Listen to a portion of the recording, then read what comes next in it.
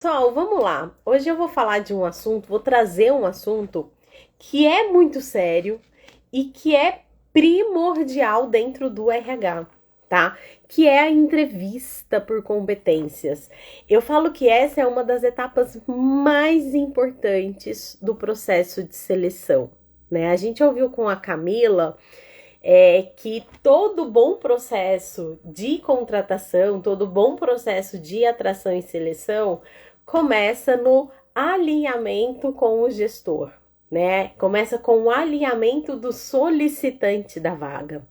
Então, em cima desse alinhamento é que eu vou conseguir extrair quais são as competências que eu preciso analisar dentro da entrevista, tá? E até na busca por candidatos. Então, se eu não tiver esse briefing muito bem feito, muito assertivo, a chance de eu trazer um colaborador que vai ficar pouco tempo na empresa e que não vai trazer retorno produtivo, não vai trazer retorno financeiro para a empresa, é gigantesco, né? E esse não é um candidato que a gente quer dentro da nossa empresa, tá? Então, como realizar uma boa seleção? Eu falo que a chave de tudo está na entrevista por competências, desde que o briefing com o solicitante tenha sido muito bem feito, né? Então, o que eu preciso analisar?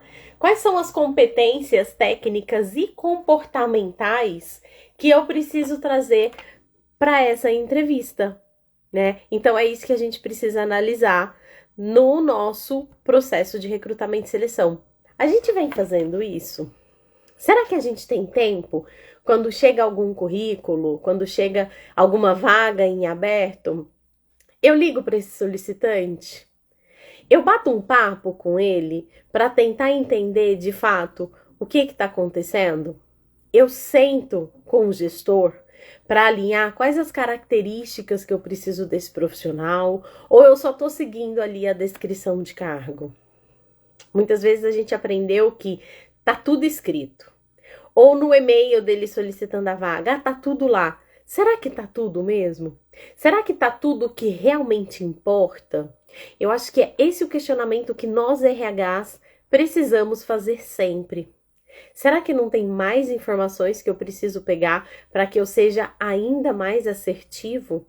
Então, gente, a primeira dica do dia: faça um bom alinhamento, tá?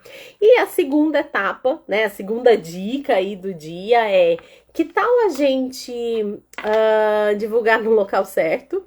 Muitas vezes a gente acha que só o fato de eu estar divulgando nas minhas redes, sei lá, vou divulgar todas as minhas vagas no LinkedIn. Será que o LinkedIn é mesmo o local apropriado? Será que é lá que eu vou ter retorno, né? Ou eu só divulgo na minha plataforma de recrutamento e seleção? Será que é lá mesmo que eu vou conseguir? Então pensem nisso. É a nossa segunda dica, né? Onde é que eu estou divulgando? É onde está o meu público-alvo ou não? Tá? E a terceira dica aí é a gente entender, de fato, é a gente fazer uma prévia com o candidato antes da gente chamar para uma entrevista presencial, né? Por que eu não convido primeiro esse colaborador, eu não bato um papo com ele, seja por telefone, ou faço uma chamada pelas vias digitais, né? Para que eu consiga, gente, entender também quais são as expectativas desse colaborador, né? Porque às vezes eu tenho ali uma vaga onde não tenha flexibilidade de horário e o candidato tem como prioridade para ele a flexibilidade.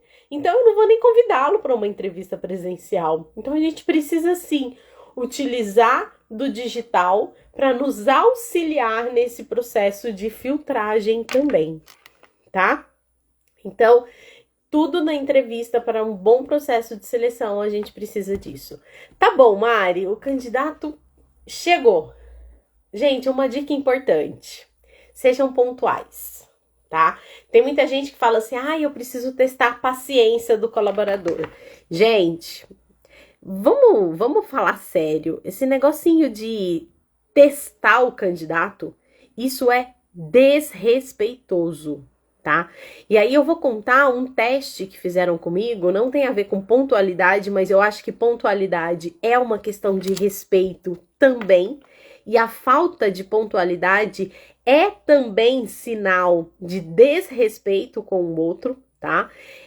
Eu participei de um processo de seleção onde eu fui moralmente assediada. Mas, gente, foi um assédio de verdade que eu ainda cogitei em fazer uma denúncia nesse processo de entrevista.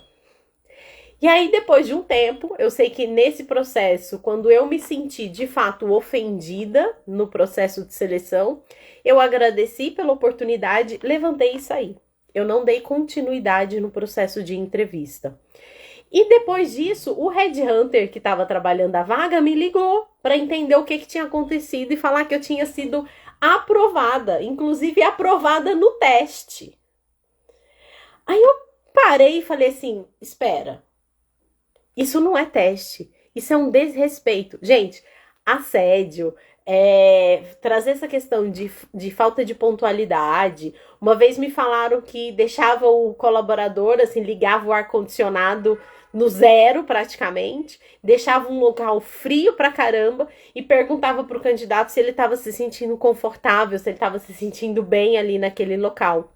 E se o colaborador falasse, aliás, o candidato falasse que estava tudo bem, que não tinha nada incomodando, ele já era reprovado por não ter sido sincero. Cara, olha isso, olha o nível que a gente chega para falar de testes com o outro. Gente, entrevista não é isso.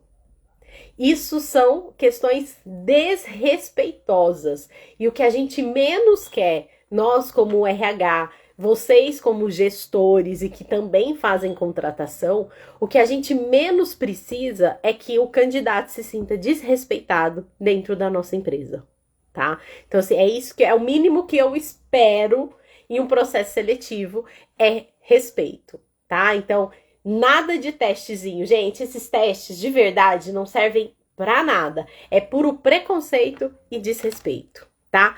Então, pontualidade e nada de testes. Essa também é uma dica extremamente importante, tá?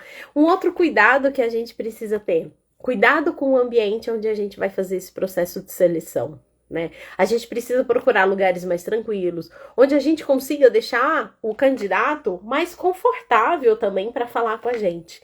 Então, fiquem atentos com o ambiente onde é feito o processo de seleção, ok? E o que entra aqui, gente, que é o mais importante, é a gente saber fazer as perguntas certas, né? E aqui exige técnica, exige observação, né? O que eu gosto muito de falar para as pessoas é que uma entrevista, ela precisa responder basicamente 3 questões. Primeiro, pedir para a pessoa contar uma situação do passado, tá?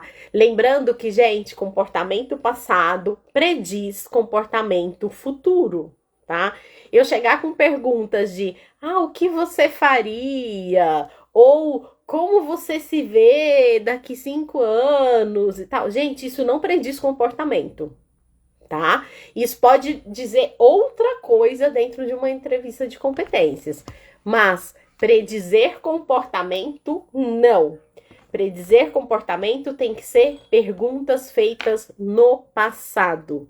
E perguntas abertas. Não venham com perguntas de sim e não, tá? Porque a chance dele responder o que a gente quer ouvir é gigantesca, tá? Então, numa entrevista, primeira pergunta que a gente precisa sempre fazer para todas as competências ali que a gente precisa. Me traga uma situação, me traga o como você agiu diante dessa situação e qual foi o resultado alcançado, tá? Então, se a gente conseguir responder essas 3 questõezinhas aí para cada uma das competências que a gente está buscando, ou principalmente, ou pelo menos as principais, a gente consegue ter uma análise melhor desse candidato, tá? E assim, gente, não é porque a pessoa, uma dúvida, né, que tem o pessoal, é de falar sobre resultados que não foram atingidos, né? As pessoas têm muito medo de serem julgadas, de serem criticadas, e com razão, porque no Brasil, infelizmente, a gente tem uma cultura de não aceitar erros, né? Mas quando a gente está falando de uma empresa, o mais importante é o que a pessoa aprendeu com aquilo. Então, na entrevista, a gente precisa entender esse cenário, tá? Porque se a gente entende o que a pessoa, a percepção dessa pessoa em cima do resultado não alcançado, aí a gente consegue analisar, opa, vale a pena, né? Vale a pena investir, esse aqui aprendeu, tá? Então a gente precisa ficar muito, muito, muito atento a essas situações. Beleza? Tranquilos? E aí, gente, muito cuidado, tá? Com respostas generalistas, com respostas vagas. Quando a gente pergunta de, o que você fez, né, diante de determinada situação? Ai, porque o meu time desenvolveu isso, o meu time desenvolveu aquilo. Ai, porque a gente da equipe sempre conversa com as pessoas. Cara, foge que é cilada. Numa entrevista eu não quero saber do time, eu não quero saber o que as outras pessoas fizeram. Quero saber o que o candidato fez. E muitas vezes ele enrola a gente pondo o nome de outras pessoas, tá? Como se fosse ele quem tivesse feito. E aí esse é um cuidado que a gente tem. Porque essa galera, gente, quando a gente vai fazer processo de seleção, é muito louco, porque tem umas pessoas que se vendem tão bem, mas se vendem tão bem, que quando a gente vai ver na prática, a pessoa não fez nada, né? Então, quando a gente pede para trazer uma situação e como que a pessoa agiu, e a gente começa a estimulá-lo e incentivá-lo a falar mais, né? A chance dessa pessoa, se ela estiver mentindo, cair em contradição é gigantesca, tá? Então, a gente precisa, de fato, analisar o que foi feito, qual o contexto, tá? É isso que a gente precisa, de fato, analisar. Sabe uma frase muito comum quando a gente pergunta sobre... Muitas vezes eu vou perguntar para a pessoa se ela é boa em apresentações, como que era em reuniões de diretoria, como que ela se portava, né? E muitas vezes eles falam assim, eu fiz uma apresentação para algumas pessoas e o resultado foi muito positivo, tivemos um ótimo desempenho. Gente, o que essa pessoa tá respondendo para mim? De verdade? Nada. Porque essa informação que ela teve, que ela me trouxe, não me diz respeito a nada. Não fala nada do que foi feito. Então são perguntas, são respostas vagas que eu não consigo interpretar nada em cima, tá? E às vezes a gente acaba se enganando com respostas assim. Então, muito cuidado. Uma outra frase que se diz muito é que muitas vezes a gente trabalha com pessoas que não sabem os resultados que elas trouxeram para as empresas, tá? Isso é, gente, muito comum, tá? E aí, quando a gente pergunta de indicadores, tem respostas mais ou menos assim, porque eu acho muito importante acompanhar os resultados dos indicadores da área. A partir do próximo mês eu vou começar a medir. Cuidado. Cuidado com respostas assim. Eu acho importante. Você acha importante? Tá bom. Então, quais são os indicadores que você possui? Como que você sabe se você tá no caminho certo ou não? O que você analisa? O que você tem de retorno? É isso que a gente precisa. Que as pessoas tenham isso. E candidatos, colaboradores, fiquem atentos a isso. Tenham os seus indicadores. Se a empresa não tem, tenham vocês os indicadores de vocês. Que sejam da empresa. Porque, gente, infelizmente, tem empresas que não tem mesmo, que não tem, de fato, indicadores. Mas tenham vocês o seu.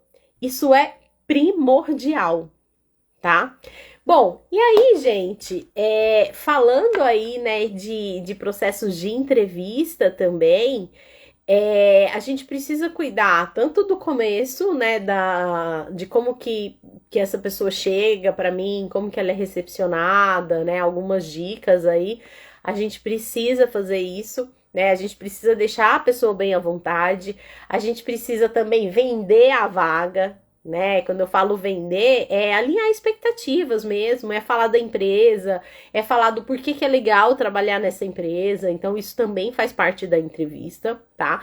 E o encerramento, a gente tem que encerrar também de uma forma muito positiva e humana, no sentido de deixar aberto para o candidato tirar todas as dúvidas possíveis, né? E esclarecer os próximos passos. E aí, aqui, gente, uma dica, tá? Muitas vezes a gente não dá retorno para os candidatos. E isso gera uma frustração gigantesca. Eu sei que nós, como RH, muitas vezes a gente não tem tempo de dar uma devolutiva mais individualizada, com feedback. Esse seria o ideal, né? Que a gente desse feedback ali para o colaborador, para o candidato, né? Um feedback bem personalizado mesmo, porque a gente mostra dessa forma que a gente se preocupa com o outro e que, gente, é o nosso papel cuidar das pessoas e também é o nosso papel cuidar dos candidatos que querem trabalhar com a gente. Né? Isso é uma experiência de marca empregadora. Isso é sim papel do RH. Então, eu sei que muitas vezes a gente não consegue dar, de fato, uma devolutiva personalizada. Mas, gente, para alguns cargos, deem uma selecionada, façam sim uma devolutiva personalizada, falam o porquê que o colaborador, que o candidato não está sendo aprovado, né? E quando a gente não conseguir fazer de fato uma personalizada, faça pelo menos uma devolutiva, que seja aquela devolutiva formal para todo mundo, porque tem muitas empresas que nem isso tem, né? É agradecer pela pessoa ter participado do processo. Isso também diz respeito a respeitar o outro, a respeitar o ser humano. Então, esse também é um papel nosso como RH, tá? E sempre, sempre, sempre na entrevista esclareça os próximos passos, agradeça pelo tempo dedicado à entrevista, porque isso é muito importante. Às vezes, se a gente der um feedback para uma pessoa que está ali há muito tempo procurando emprego, às vezes a gente melhora até o dia dela, né? E às vezes a gente proporciona para essa pessoa até uma positividade no sentido de nas próximas entrevistas eu posso ir melhor, né? Nas próximas entrevistas eu fico mais atenta a essa situação e quem sabe isso pode me ajudar e a gente consegue sim ajudar as pessoas, mesmo num processo de entrevista e que o feedback seja negativo. Beleza, pessoal? Bom, eu acho que é mais ou menos isso, né? Falando um pouquinho sobre o processo de entrevista, né? A gente precisa sim focar nesse processo que para mim é a chave de uma boa seleção. Então, estudem, façam aí uma entrevista por competências, façam um briefing com o nosso gestor, com o solicitante da área, que a chance de acerto e minimizar despesas para a empresa vai ser muito maior. Tá bom? A gente se vê no nosso próximo Coisa de RH e até a próxima!